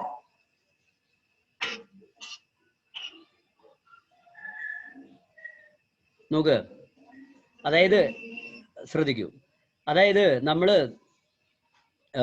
ഈ പുഴുക്കം കൂടാനുള്ള കാരണം എന്താണെന്ന് വെച്ച് കഴിഞ്ഞാൽ കാർബൺ എമിഷൻ കൂടുമ്പോൾ, നേരത്തെ പറഞ്ഞല്ലോ കാർബൺ ഡൈ ഓക്സൈഡിന്റെ അളവ് കൂടുക, ഇതിന്റെ മെയിൻ കാരണം അത് തന്നെയാണ്. അപ്പൊ എന്താ സംഭവം എന്ന് വെച്ചാൽ സൂര്യന്റെ ചൂട് ഭൂമിയിൽ തട്ടിയിട്ട് തിരിച്ചങ്ങോട്ട് പോവില്ല, അത്ര തിരിച്ച് അങ്ങോട്ട് തന്നെ പോണം. ഇതിന് പകരം ഇവിടെ നമ്മൾ പറയില്ലേ, നമുക്ക് ഇനി പഠിക്കാനൊക്കെ ഉണ്ട്, ഇവിടെ തന്നെ അതെന്ത് ചെയ്യും, ഈ വാതകങ്ങളിൽ തട്ടി തട്ടി തട്ടി ഇവിടെ തന്നെ ചൂട് ഇങ്ങനെ കൂടുതലായിട്ട് നിൽക്കുന്ന പറയുന്നത്. ആ ചൂട് രാത്രിയിലും നിൽക്കും, അതാണ് പ്രത്യേകത. അപ്പൊ നമുക്കൊരു പുഴുക്കം എന്ന് പറയുന്ന അവസ്ഥ ഉണ്ടാവും. മറ്റത് അങ്ങനെയല്ല, ചൂട് തട്ടിയിട്ട് എന്ത് ചെയ്യും, തട്ടിയിട്ട് തെറിച്ചു പോവും, ഭൂമിയിൽ തട്ടിയിട്ട് വന്ന അതേ വഴിക്ക് തന്നെ ചൂട് പോവും. പക്ഷെ ഇപ്പൊ അങ്ങനെ നിൽക്കണില്ല. അപ്പൊ ചൂട് ഒരു പുഴുക്കം വരും, ആ പുഴുക്കത്തിലാണ് ഈ സാധനങ്ങളൊക്കെ ഉരുകണത്, ഏത് ഹിമാലയം പോലുള്ളത്. പിന്നെ ഈ അന്തരീക്ഷം ഭൂമിക്ക് ചുറ്റും ഉള്ളതാണല്ലോ. അപ്പൊ ഈ ചൂട് എന്ത് വെച്ചാൽ ഒരു ഭാഗത്ത് ചൂടുണ്ടായ ആ പ്രദേശത്ത് മാത്രമല്ല ചൂടുണ്ടാവുക, അത് എല്ലാ ഭാഗത്തേക്കും പരക്കും. മനസ്സിലായി? ഇപ്പൊ ഇന്ത്യയിൽ ഫാക്ടറികളും, ഇപ്പൊ അമേരിക്കയും വേറെ രാജ്യങ്ങളൊക്കെ പറയും, ഇന്ത്യയോടും ചൈനയോടൊക്കെ പറയും, നിങ്ങൾ പെട്രോൾ ഉപയോഗിക്കുന്നത് കുറയ്ക്കി എന്ന് പറയും, നിങ്ങൾ ഡീസൽ ഉപയോഗിക്കുന്നത് കുറയ്ക്കി എന്നൊക്കെ പറയും. നമ്മളോട് അവർ പറയാറുണ്ട് ഇടയ്ക്ക്.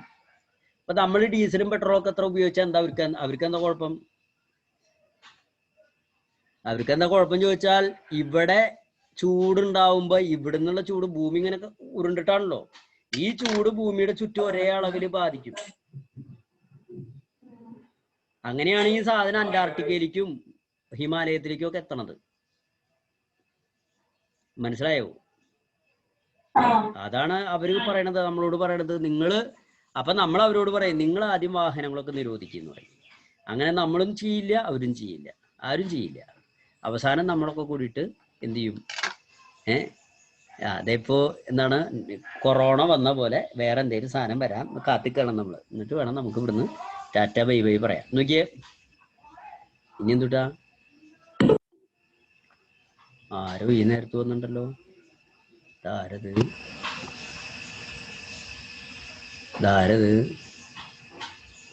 പ്രിൻസ് പ്രിൻസ് പ്രിൻസ്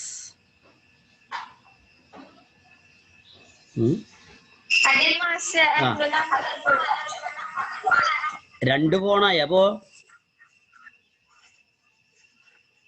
ഒരു ഫോൺ രണ്ട് ഫോണിൽ നിന്ന് വിട്ടുണ്ടോ?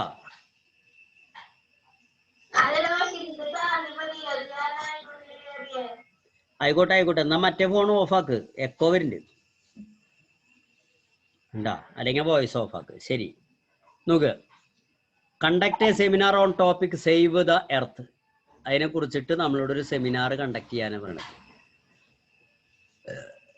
ജൂൺ 5-ാം തീയതി എല്ലാ വർഷവും വേൾഡ് എൻവയോൺമെന്റ് ഡേ ആണ്. എന്തായാലും അടുത്ത ഡേറ്റ് ഒക്കെ നമ്മുടെ കഴിഞ്ഞു, വീഡിയോസ് ഇതൊക്കെ ചെയ്യാൻ പറഞ്ഞിട്ടുണ്ട്, ഒക്കെ പോട്ടെ, അത് നമ്മൾ അവസാനിപ്പിച്ചു കേട്ടാ. നോക്കി, ആക്ടിവിറ്റി 1, ലേൺ അബൌട്ട് വേർഡ്സ്. ഇതൊന്ന് നോക്കി നോക്കാം. എന്താ, pick out the words and phrases use to describe the fight of each warrior. ഓരോ യോദ്ധാവിനെയും വർണ്ണിക്കാനായിട്ട് അവിടെ ഉപയോഗിച്ചിരിക്കുന്ന വേർഡ് നമ്മളോട് എടുക്കാൻ പറഞ്ഞിട്ടുണ്ട്. ഏതാ വേർഡ്? സ്നേക്ക്.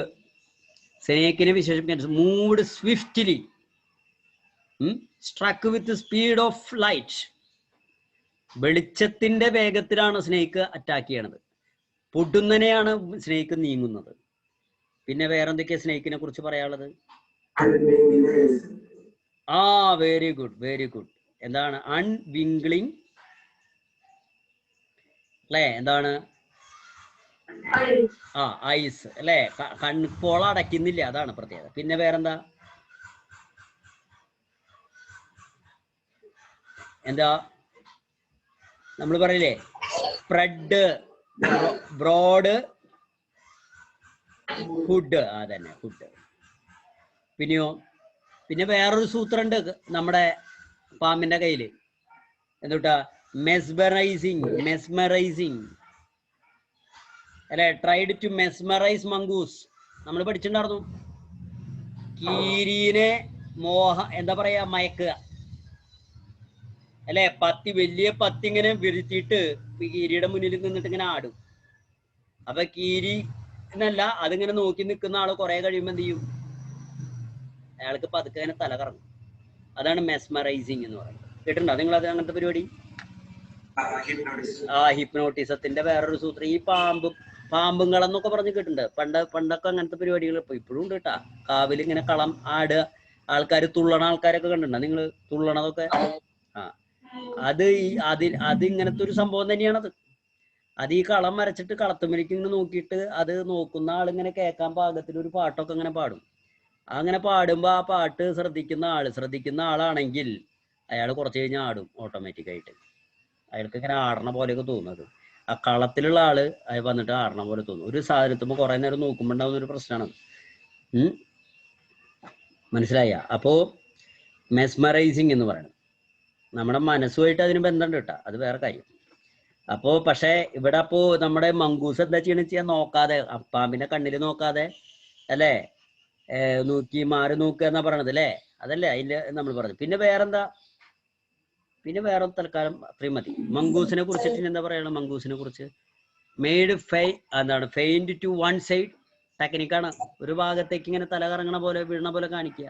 പിന്നെ ഡാർട്ടഡ് സ്വിഫ്റ്റ്ലി, പെട്ടെന്ന് പ്രതികരിക്കുക. പിന്നെയോ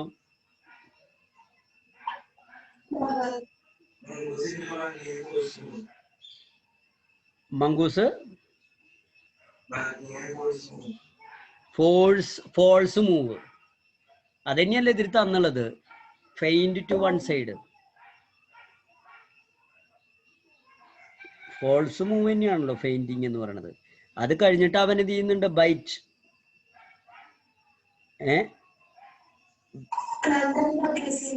ക്ലവർ ആൻഡ് അഗ്രസീവ്.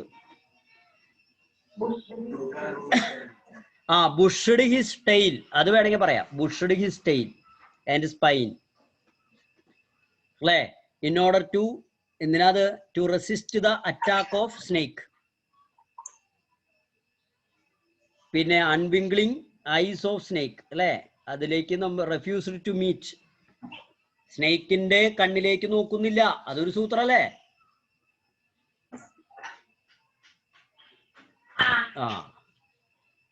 പിന്നെ വേറെന്താ?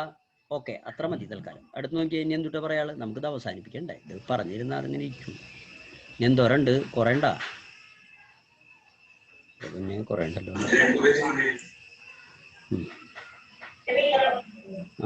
നോക്കാം നമുക്ക്. ഇത് അവസാനിപ്പിക്കണം. എന്ത് ഇനി അടുത്ത ക്ലാസ്സിലേക്ക് വെക്കാൻ പറ്റില്ലേ? അടുത്ത ക്ലാസ്സിൽ വെച്ച ഒരു ദിവസം പോയില്ലേ നമ്മുടെ. അടുത്ത ക്ലാസ്സിൽ അടുത്ത ലാംഗ്വേജിൽ നമ്മൾ ഹിന്ദി പഠിക്കണ്ട. ഹിന്ദി നമുക്ക് ഒറ്റ ദിവസം കൊണ്ട് പഠിച്ചു തീർത്താലോ? ഹിന്ദി ഇല്ലാത്ത ആൾക്കാരുണ്ട് ഇതില്. ഹിന്ദി ഒറ്റ ദിവസം കൊണ്ട് കഴിഞ്ഞാൽ ഭാഗ്യം.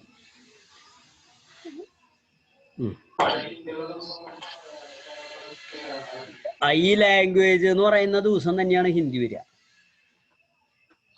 മനസ്സിലായ? ലാംഗ്വേജ് നമ്മളിപ്പോ നമ്മുടെ ഒരു യൂണിറ്റ് കഴിഞ്ഞു, മെയിൻ യൂണിറ്റ് കഴിഞ്ഞു വരണം. ഇനി അടുത്ത യൂണിറ്റ് എന്ന് പറഞ്ഞാൽ ഇംഗ്ലീഷിലത്തെ ഇത്ര കാര്യം ശ്രദ്ധിക്കേണ്ടതല്ല. അത് നമ്മൾ വെറുതെ വായിച്ചു വിടുള്ളൂ. പിന്നെ ഇനി ഒരു പോയാണുള്ളത്, അത് നമ്മളൊന്ന് നോക്കും. അപ്പൊ അത് കഴിഞ്ഞ ഒരു യൂണിറ്റ് കഴിഞ്ഞു ശരിക്കും. പിന്നുള്ളത് നമ്മൾ വെറുതെ വായിച്ചു വിടുള്ളൂ. എന്നിട്ട് ടീച്ചർമാർ തരുന്ന നോട്ട് പിടിക്കും, അത്രേ ഉള്ളൂ. പിന്നെ ക്വസ്റ്റ്യൻ പേപ്പറിലാണ് നമ്മുടെ വർക്ക് മുഴുവനും. ക്വസ്റ്റ്യൻ പേപ്പർ ആൻസർ ചെയ്യലാണ് നമ്മുടെ പണി. ക്വസ്റ്റ്യൻ പേപ്പർ ആൻസർ ചെയ്യാനാണ് മെയിൻ ആയിട്ട് നമ്മുടെ പരിപാടി. മനസ്സിലായ? അല്ലാണ്ട് നമ്മൾ ഈ പാടെടുക്കലത്തൊക്കെ ഞാനങ്ങോട്ട് എടുത്തു തരികയാണ്. അത് വെറുതെ. ഹിന്ദി അതേപോലെ തന്നെ. ഹിന്ദി നമ്മള് പക്ഷെ ഹിന്ദി പാഠം വായിക്കണം കേട്ടാ. പാഠം നമ്മൾ എടുക്കുന്ന പാഠം, ഞാൻ ഈ എടുക്കുന്ന പാഠം വായിക്കണം നിങ്ങളത്. അത് വായിക്കണേലാണ് അതിന്റെ കാര്യം. അപ്പൊ അടുത്ത ദിവസം ലാംഗ്വേജിന്റെ ക്ലാസ് കയറണ്ട കേട്ടാ. അടുത്ത ലാംഗ്വേജ് ആര് കയറണ്ട? 2 പേരാണ് കയറേണ്ടാത്ത ആൾക്കാർ. അല്ലേ? ഒന്ന്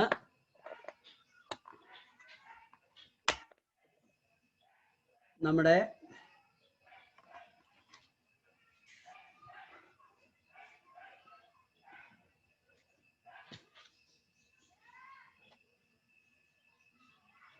ഓക്കെ, മനസ്സിലായില്ലേ? ഹരികൃഷ്ണൻ, പിന്നെ എമിലിൻ അല്ലേ?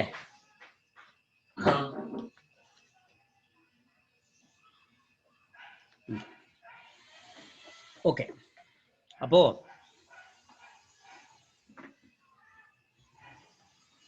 ഞങ്ങൾ 2 ക്ലാസ് കൊണ്ട് തന്നെ അവസാനിപ്പിക്കും കേട്ടാ. ഹിന്ദി പരമാവധി കേട്ടാ. ഹിന്ദി മതിയെ നിൽക്കില്ല, ഇത് നിൽക്കണം പോലെ.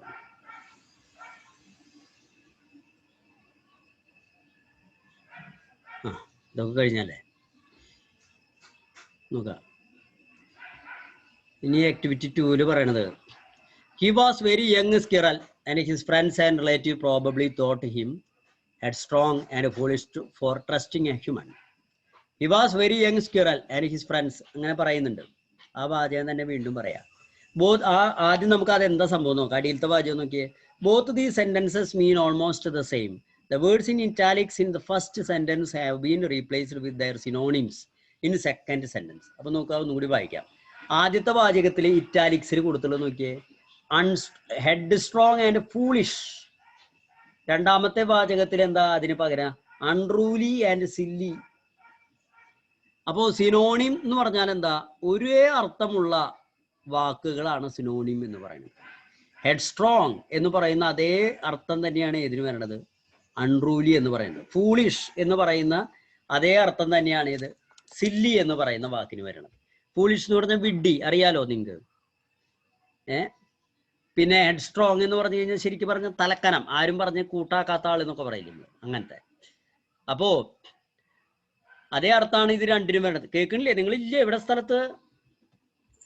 ആ ഓക്കെ. അപ്പോ rewrite the passage. Rewrite the passage using the words underlined. Underline ചെയ്ത വാക്കുകൾ ഉപയോഗിച്ചുകൊണ്ട് നമ്മളോട് using synonyms of word underline. അപ്പൊ ഒരു കാര്യം ചെയ്യാം, അതിന്റെ അനോണിംസ് മാത്രം പറഞ്ഞാൽ പോരെ, വെറുതെ നമ്മൾ സമയം കളയണ്ടല്ലോ. വേർഡ് എന്താ?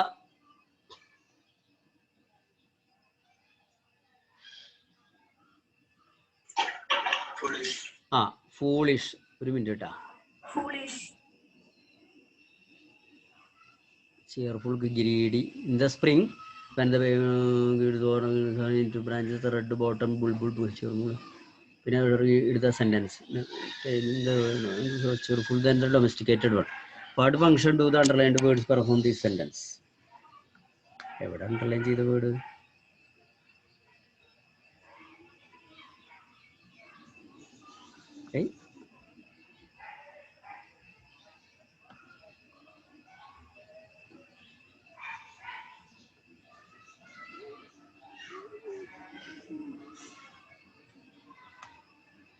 ഒരു വേർഡ് കാർഡ് തന്നിട്ടുണ്ട്. അതിന്റെ മുൻപ് ഇവിടെ അണ്ടർലൈൻ ചെയ്ത വേർഡ് എന്ന് പറഞ്ഞിട്ടുണ്ടല്ലോ. അണ്ടർലൈൻ ചെയ്തിട്ടൊന്നുമില്ലല്ലോ വേർഡ്. ഏത് വേർഡിന്റെ കാര്യം പറയുന്നു?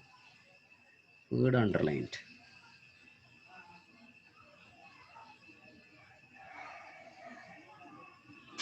Birds of all kinds would flock into branches. Red-bottomed bulbul, cheerful and greedy, gossiping rosy pastures and parrots, crows squabbling with each other. അതിലെവിടെ അണ്ടർലൈൻ ചെയ്തിറങ്ങണ?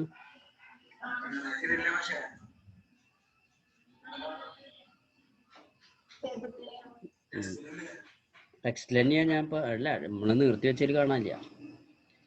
അപ്പോ എന്തായാലോട്ടെ, ഒരു മിനിറ്റ്.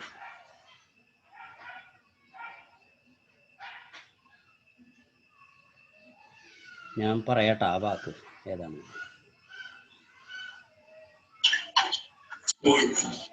കോറലിംഗ് വിത്ത് ചേട്ടാ വാക്ക് അണ്ടർലൈൻ ചെയ്യണം. നിങ്ങളൊരു കാര്യം ചെയ്യും, ബുക്കിലൊന്ന് അണ്ടർലൈൻ ചെയ്തോളൂ. അതിന്റെ ആൻസർ ഞാൻ ഇവിടെ വായിക്കാട്ടാ, ഒരു minute. In the spring when the banyan tree was full of small red figs. അത് ഓക്കെ അല്ലേ? അത് അതിലുള്ളത് തന്നെയല്ലേ? പിന്നെ birds of all kinds would flock എന്നാണ്. ഫ്ലോക്ക് എന്ന് പറഞ്ഞാല് കൂട്ടം കൂട്ടമായിട്ട് വന്നിരിക്കുന്നതാണ്. ഫ്ലോക്ക് എന്ന് പറയുന്ന വാക്കാണ് അണ്ടർലൈൻ ചെയ്യപ്പെടേണ്ട വാക്ക്. ആ ഫ്ലോക്കിന് പകരം നമുക്ക് എന്തെന്ന് വെക്കാം? ത്രോങ് എന്ന് വെക്കാം. ത്രോങ്, THRONG, ത്രോങ്. നിങ്ങൾ ടെക്സ്റ്റ് ബുക്ക് ഉണ്ടെങ്കിൽ അതൊന്ന് മാറ്റിക്കോളൂ കേട്ടോ. ഫ്ലോക്ക് മാറ്റിയിട്ട് എന്താക്കുക? ത്രോങ് ആക്കുക. കാണാണ്ടാ? മാറ്റിയ എഴുതിയ. പിന്നെ അപ്പൊ അതാണ് ഒരു വാക്ക്. പിന്നെയോ the red bottomed bulbul, happy and avaricious, ഒരു വാക്ക്.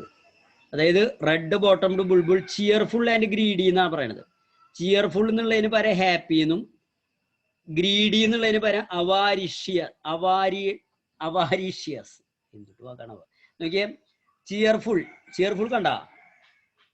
അതാണ് അണ്ടർലൈൻ ചെയ്യേണ്ട മറ്റൊരു വാക്ക്. അതിന് പകരം എന്താ എഴുതുക? ഹാപ്പി. പക്ഷെ ഇതൊക്കെ അർത്ഥം നമ്മൾ പറയണതും വ്യത്യാസം ഉണ്ട് കേട്ടോ. ഹാപ്പി എന്ന് പറയുന്ന സന്തോഷം, ചിയർഫുൾ എന്ന് പറയുന്ന സന്തോഷം രണ്ട് തരം സന്തോഷമാണ്. അത് ഇവര് എന്തായാലും സിനോണിംസ് പറഞ്ഞ് തന്നിട്ടുണ്ട്. ഗ്രീഡിയുടെ അവാരിഷ്യസ്, AVARICIOUS,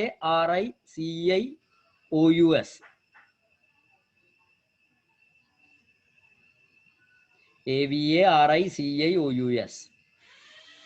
ബി ഹാപ്പി എന്ന് പറഞ്ഞ ശരിക്ക് ഹാപ്പി എന്ന് പറഞ്ഞപ്പോൾ നമ്മൾ ഹാപ്പി ക്രിസ്മസ് എന്ന് പറയും. നമ്മൾ ചിയർഫുൾ ക്രിസ്മസ് എന്ന് പറയൂ. അത് വ്യത്യാസമുണ്ട്, ആ വാക്ക് വ്യത്യാസമുണ്ട്. എന്തായാലും കേട്ടോ, ഇവരിവിടെ ചിയർഫുൾ എന്നുള്ളതിന് പകരം ഹാപ്പി എന്നാണ് പറയണത്. അത് സാറില്ല.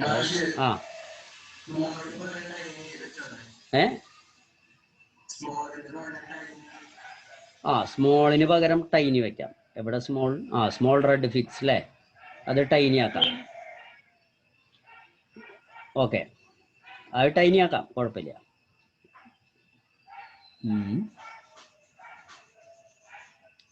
പിന്നെ സ്ലാൻഡറിങ് റോസി പാസ്റ്റേഴ്സ്.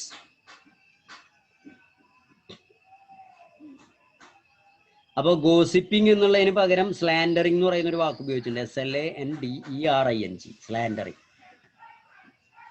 ഇത് ശരിക്കും പറഞ്ഞു കഴിഞ്ഞാലേ നിങ്ങൾക്ക് ഏറ്റവും നല്ലത് എന്താണെന്ന് ഞാൻ പറഞ്ഞേട്ടെ. ഈ വാക്കുകള് തപ്പുക.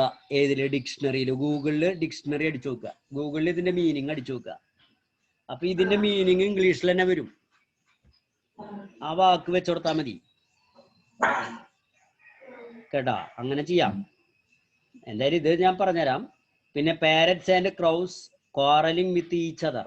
ക്വാറലിംഗ് സ്ക്വാബ്ലിംഗ് എന്നുള്ളത് മാറ്റിയിട്ട് പകരം എന്താക്കാം? സ്ക്വാബ്ലിംഗ് ആണ് കേട്ടോ അവിടെ. സ്ക്വാബ്ലിംഗ് അതല്ലേ? സ്ക്വാബ്ലിംഗ്. അത് മാറ്റിയിട്ട് പകരം ക്വാറലിംഗ് എന്നാക്കാം. സ്ക്വാബ്ലിംഗ് എന്ന് പറഞ്ഞാൽ വഴക്കടിക്കുക. ക്വാറലിംഗ് അതേ അർത്ഥം തന്നെയാണ്. ശരിക്കും ക്വാറലിങ്ങും സ്ക്വാബ്ലിങ്ങും തമ്മിലുള്ള ഒരു വ്യത്യാസം ഉണ്ട്. ശരിക്കും ക്വാറലിംഗ് എന്ന് പറഞ്ഞാൽ ശരിക്കും രണ്ടാൾക്കാർ തമ്മിൽ തല്ലിവിടുമ്പോൾ ക്വാറലിംഗ് ആയി. സ്ക്വാബ്ലിംഗ് എന്ന് പറഞ്ഞാൽ കൂട്ടത്തല്ലാണ്. ആരോടാ തല്ലണമെന്ന് പറയാൻ പറ്റില്ല നമുക്ക്. കൂട്ടത്തല്ലും രണ്ടാൾക്കാർ തമ്മിൽ തല്ലണമെന്നും വ്യത്യാസമുണ്ട് ഇല്ലേ? ഇംഗ്ലീഷ് വാക്കുകൾക്ക് ശരിക്കും വാക്കിനും കൃത്യമായിട്ടുള്ള അർത്ഥം ഉണ്ട്. നമ്മളത് ആ ഭാഷ ശരിക്ക് നമ്മൾ അതിൽ പെട്ടാലാണ് നമുക്കത് അറിയാൻ പറ്റുള്ളൂ. അത് വേറെ കാര്യം. എന്തായാലും നമുക്ക് ഇത് വെച്ച് പോവാം. ഇനി quarreling with each other all the time. During the fig season, the banyan tree was full of noisiest place on the road. Okay, വേറൊന്നുമില്ല. ഇനി ഇതില് വേർഡിനെ തരംതിരിക്കാൻ പറഞ്ഞിട്ടുണ്ട്. He had never tried taming it because wild mongoose was more useful than domesticated one. What function do the underlined word perform this sentence? ഇതിൽ underline ചെയ്യാം. Underline ചെയ്തിട്ടില്ല. Underline ചെയ്ത വാക്ക് ഞാൻ പറയട്ടെ. ഹീ ആണ് ഒന്ന്. ഹീ ആണ്. ഹീ എന്ന് പറയുന്നത് എന്താ? ഹീ പ്രോനൗൺ ആണ് കേട്ടാ. പ്രോനൗൺ അഥവാ സബ്ജക്റ്റ് ആണ് ഹീ എന്ന് പറയുന്നത്. ഹീ ഹാഡ് നെവർ ട്രൈഡ്, അത് ഓക്സിലറി വെർബാണ്. ഇത് ഗ്രാമർ കാര്യമാണ്. ഇത് നമുക്ക് വേണ്ടാന്ന് എനിക്ക് തോന്നുന്നത്. ഇതിങ്ങനെ പറഞ്ഞിട്ട് കാര്യമില്ല.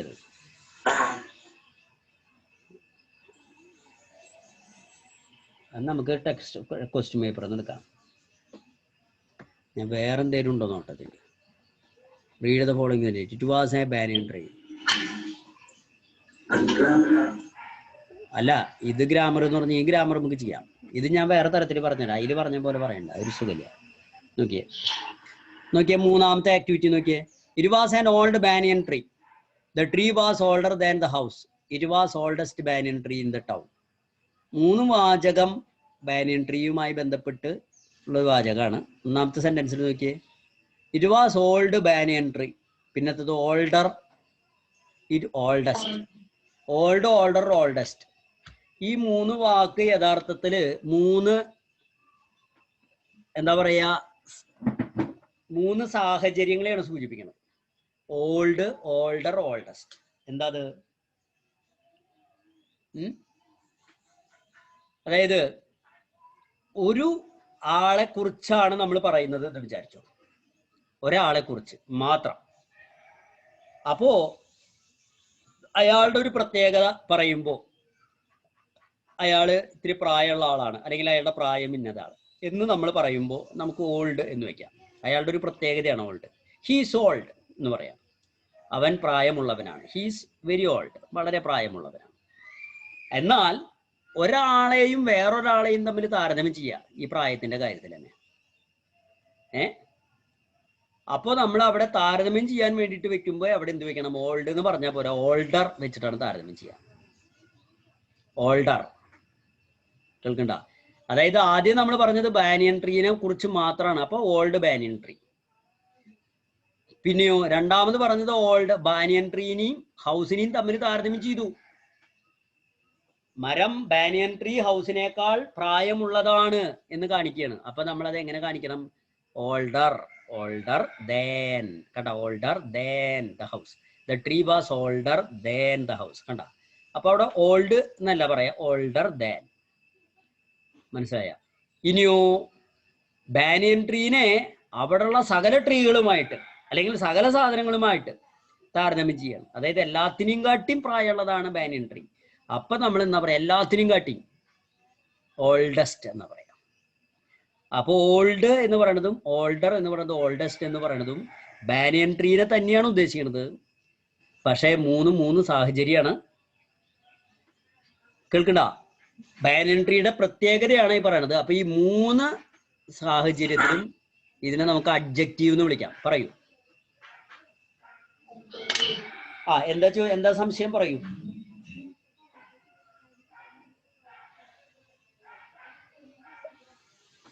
എന്താ? അയ്യോ 5:09 നോക്കിയേ. നോക്കിയേ, ഇത് ഓൾഡസ്റ്റ്, ഓൾഡ്, ഓൾഡർ, ഓൾഡസ്റ്റ്. ഈ 3 സാഹചര്യത്തിലും ഇത് അഡ്ജക്റ്റീവ് എന്ന് പറയാം, നാമവിശേഷണം എന്ന് പറയും. മലയാളത്തിൽ എന്താ പറയാ? നാമവിശേഷണം. നാമം വെക്കേഷൻ അല്ല, നാമവിശേഷണം. അതായത് പേരിനെ പുകഴ്ത്തുന്നത്, വിശേഷിപ്പിക്കുന്നത് എന്നർത്ഥം. ഒരാളെ നമ്മൾ പറയാം രഞ്ജിത്ത് എന്ന് പറയുന്ന ഒരാൾ. അപ്പൊ നമ്മൾ പറയാം രഞ്ജിത്ത് എന്താണ്? വയസ്സനാണ് എന്ന് പറഞ്ഞാൽ രഞ്ജിത്തിനെ വിശേഷിപ്പിക്കുകയാണ്, വയസ്സനാണ്. രഞ്ജിത്ത് മനോഹരനാണ്, അപ്പൊ രഞ്ജിത്തിനെ വിശേഷിപ്പിക്കുക വളരെ ഭംഗിയുള്ളവനാണ്. അല്ലെങ്കിൽ രഞ്ജിത്ത് എന്താണ്? കറുത്തിട്ടാണ്, അപ്പൊ രഞ്ജിത്തിനെ നമ്മൾ വിശേഷിപ്പിക്കും കറുത്ത കളറിലാണ്. ഓക്കെ, അതാണ് നാമത്തിനെ വിശേഷിപ്പിക്കുക എന്ന് പറയില്ലേ, അത് ആ സാധനമാണിത്. 3 സാഹചര്യത്തിൽ ഇത് അഡ്ജക്റ്റീവ് എന്ന് പറയാം നമ്മൾ. പക്ഷെ ആദ്യത്തേല് ബാനിയൻ ട്രീ മാത്രമേ ഉള്ളൂ, രണ്ടാമത്തേല് ബാനിയൻ ട്രീയും വേറൊരു സാധനമുണ്ട്, 2 സാധനങ്ങൾ. മൂന്നാമത്തേല് ബാനിയൻ ട്രീയും പിന്നെ ബാക്കിയുള്ള എല്ലാതും, ലോകത്തുള്ള എല്ലാതും. ലോകത്തിന് ചിലപ്പോൾ അവിടെ ആ ടൗണാണ്, ടൗണിലുള്ള എല്ലാതും. കണ്ട? അപ്പൊ ഇതിനെ ഒന്നുകൂടി ഞാൻ പറയാം. ആദ്യത്തേല് അപ്പോ അത് പ്യുവർ അഡ്ജക്റ്റീവാണ്. ആദ്യത്തേല് അത് പ്യുവർ അഡ്ജക്റ്റീവാ. രണ്ടാമത്തേല് അത് കമ്പാരറ്റീവ് എന്ന് പറയുന്നത്, കമ്പാരറ്റീവ് ഡിഗ്രി എന്ന് പറയുന്നത്. എന്താ പറയാ നമ്മള്? കമ്പാരറ്റീവ് എന്ന് പറയുന്നത് കമ്പയർ ചെയ്യാൻ ഉപയോഗിക്കുന്നതും എന്നുള്ള അർത്ഥത്തില്. മൂന്നാമത്തേല് എന്താ പറയാന്നറിയോ? മൂന്നാമത്തേനെ അതിനെ പറയാ സൂപ്പർലേറ്റീവ് എന്നാ പറയാ. എന്താ പറയാ നമ്മള്? സൂപ്പർലേറ്റീവ് എന്ന് പറഞ്ഞാൽ അതാണ് ഏറ്റവും ഭയങ്കരം, അതിന്റെ അപ്പുറം വേറെ ഒന്നുമില്ല, അതിന്റെ മികച്ചത് വേറെ ഇല്ല എന്നർത്ഥം. അപ്പൊ ഇതിന്റെ അടിയിലുള്ള ഫിൽ ഇൻ ദ ബ്ലാങ്ക്സ് നിങ്ങൾക്ക് ചെയ്യാൻ പറ്റുമോ? ഒരെണ്ണം വേണമെങ്കിൽ നോക്കാം. No other bird is as the crow എന്ന് പറയുമ്പോ അവിടെ ക്രോ, കാക്കേനെ. അപ്പൊ ക്ലവർ ആണോ, ക്ലവറർ ആണോ, ക്ലവറസ്റ്റ് ആണോ ഉപയോഗിക്കേണ്ടത്? അത് പറയൂ.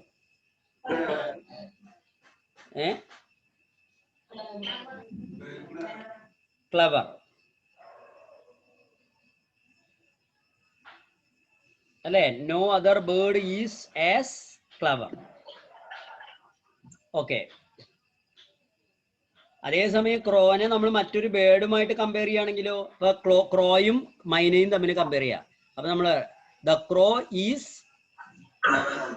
ക്ലവറർ ദാൻ മൈന. ഇനിയോ ഈ ക്രോ ആണ് ആ പ്രദേശത്തെ ഏറ്റവും ബുദ്ധിയുള്ള ക്രോ എന്ന് പറയുകയാണെങ്കിലോ, അപ്പൊ എന്താ പറയും? The crow is the cleverest bird in the town. Okay. ഇനിയോ the grey mongoose was dash than cobra.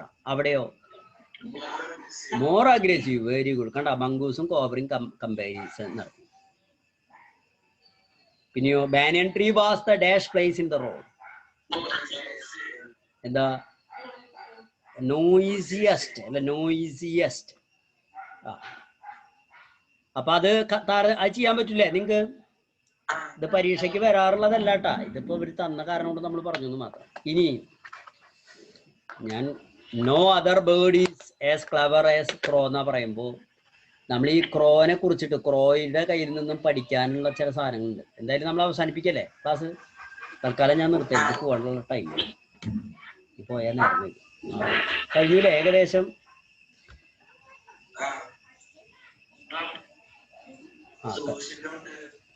Social not വയ്യ. സോഷ്യൽ നോട്ട് ഇന്ന് രാത്രി അയച്ചെന്നാ മതിയില്ലേ?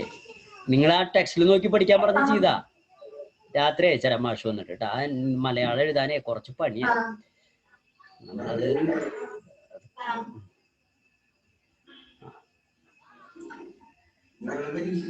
നാളെ പരീക്ഷ വെക്കാം. അത് നിങ്ങൾ ടെക്സ്റ്റിൽ